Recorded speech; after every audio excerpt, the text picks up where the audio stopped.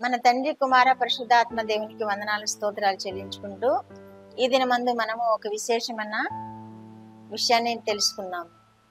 మన రక్షకుడైన యేసుక్రీస్తు ప్రభు వారు పరిచర్య చేస్తూ ఆయన విశ్రాంతి తీసుకోవడానికి, దేవునితో మాట్లాడటానికి, దేవునిలో బలపడడానికి ఒక స్థలమును ఎన్నుకున్నారు. అదే గెత్సెమనే తోట. ఈ గెత్సెమనే తోట యొక్క ప్రాముఖ్యతను మనం ఈవేళ తెలుసుకుందాం. ఈ గెత్సెమనే తోట అనేది యేసుక్రీస్తు ప్రభు వారికి ఇష్టమైన ప్లేస్ అన్నమాట. ఏకాంతముగా గడపడానికి, పగలంతా పరిచర్య చేసి రాత్రిపూట దేవునితో మాట్లాడటానికి, శిష్యులకు బోధించడానికి, శిష్యుల యొక్క ప్రశ్నలకు జవాబులు ఇవ్వడానికి, శిష్యుల యొక్క డౌట్ తీర్చడానికి ఈ యేసుక్రీస్తు ప్రభు వారు ఈ ప్లేస్ ని ఎన్నుకున్నారు. ఈ ప్లేస్ చాలా విశేషమైనది.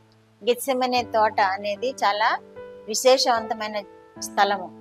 ఈ గెత్సెమనే తోట గురించి సువార్తలు 4 భాగాల్లో 4 సువార్తలను వ్రాయబడి ఉన్నది. మత్తయి సువార్త 26వ అధ్యాయము 36 నుండి 46 వరకు రాయబడింది. మార్కు సువార్త 14వ అధ్యాయము 32 నుండి 42 వరకు రాయబడింది. అలాగే లూకా సువార్త 22వ అధ్యాయం 39 నుండి 53 వరకు వ్రాయబడింది.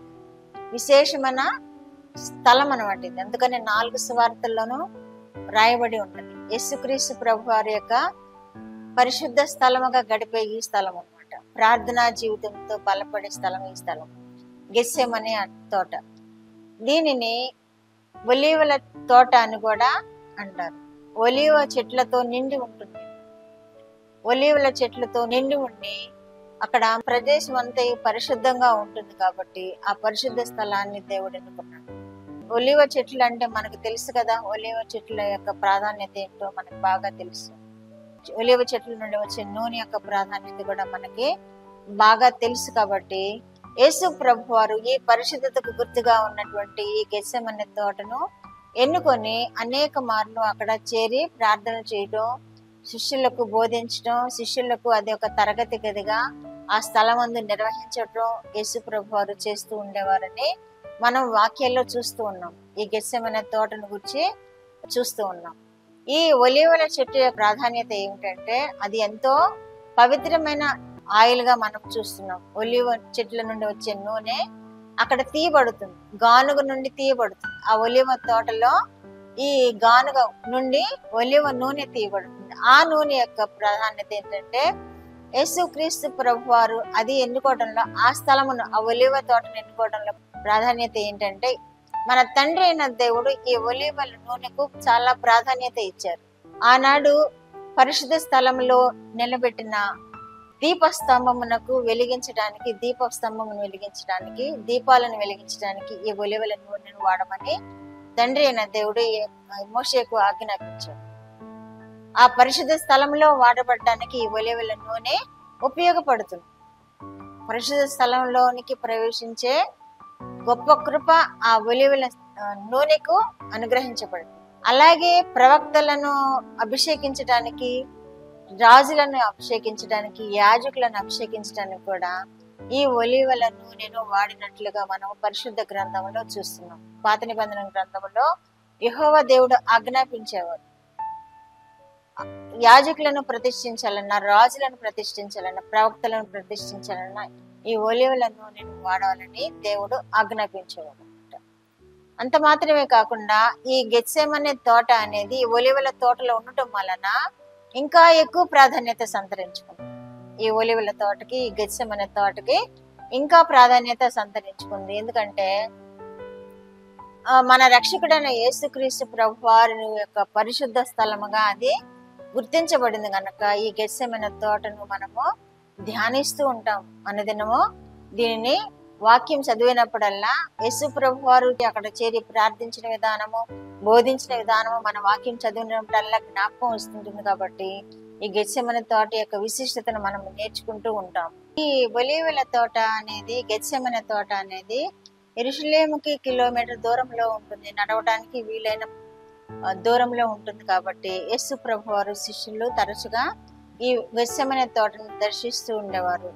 వారు దేవుని మాటలను గురించి నేర్చుకోవడానికి, దేవుని మాటలను గురించి వారు యేసుక్రీస్తు ప్రభు వారి యొక్క వివరణ తెలుసుకోవడానికి, వారు సందేహాలు నివృత్తి చేసుకోవడానికి ఈ గెత్సెమనే తోటలో యేసు ప్రభు వారితో కలిసి శిష్యులు కూడా గడపడం మనం వాక్యంలో చూస్తున్నాం.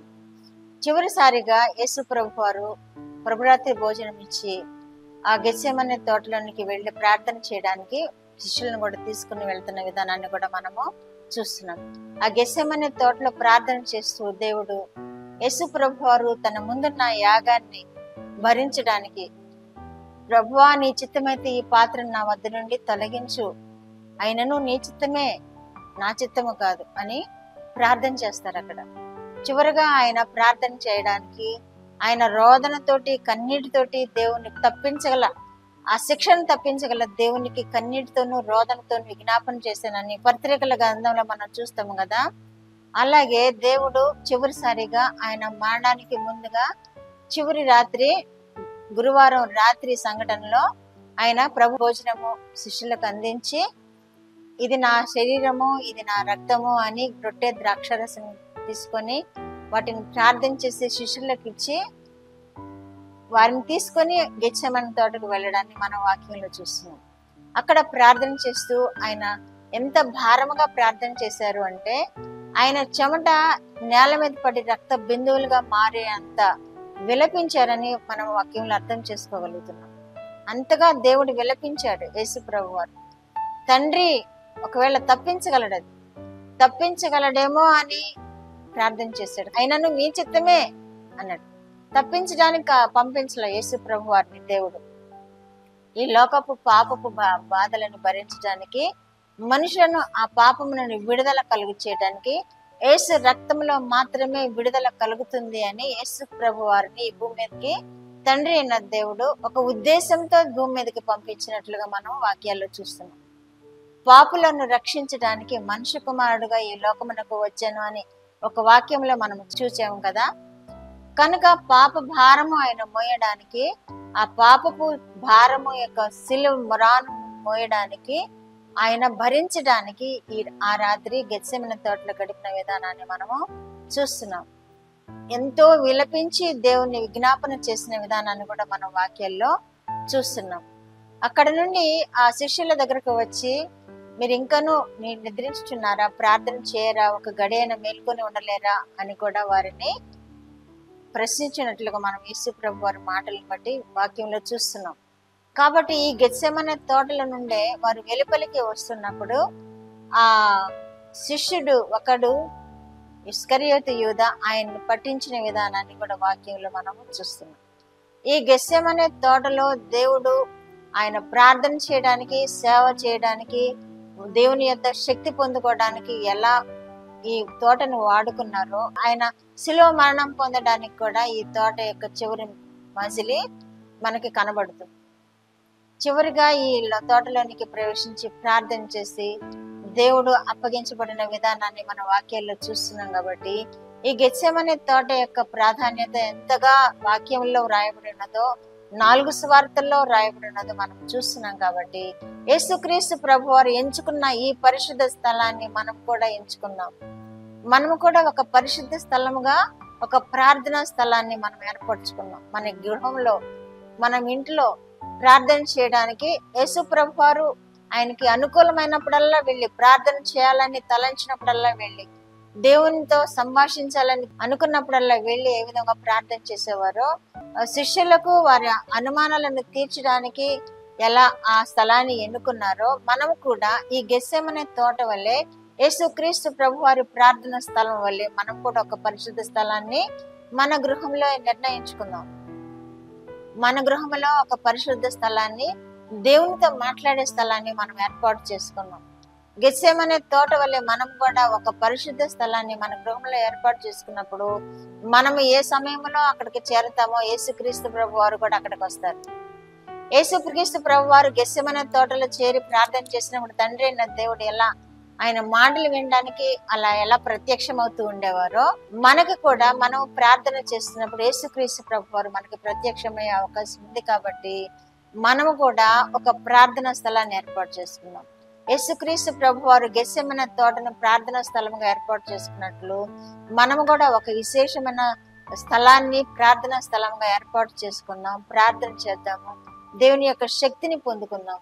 ఈ లోకాన్ని జయించడానికి దేవుని యొక్క శక్తిని పొందుకున్నాం. మన ప్రార్థనా జీవితం ద్వారా లోకాన్ని జయించి ఆ నిజ రాజ్యానికి వారసులు అయ్యే విధముగా మనము కూడా ప్రార్థన చేద్దాము. ప్రార్థనలో బలం పొందుకుందాము. యేసుక్రీస్తు వారు శక్తి పొందుకున్నట్లు మనము కూడా శక్తి పొందుకుందాము. యేసుక్రీస్తు వారు మహిమపరచబడినట్లుగా మనం కూడా ఈ జీవితంలో ఆయనకి మహిమకరముగా జీవిద్దాం. దేవుడు అట్టి కృప వినిచిన బిడ్డలందరూ అనుగ్రహించకూడదు. అట్టి కృప వినిచిన బిడ్డలందరికీ అనుగ్రహించును గాక.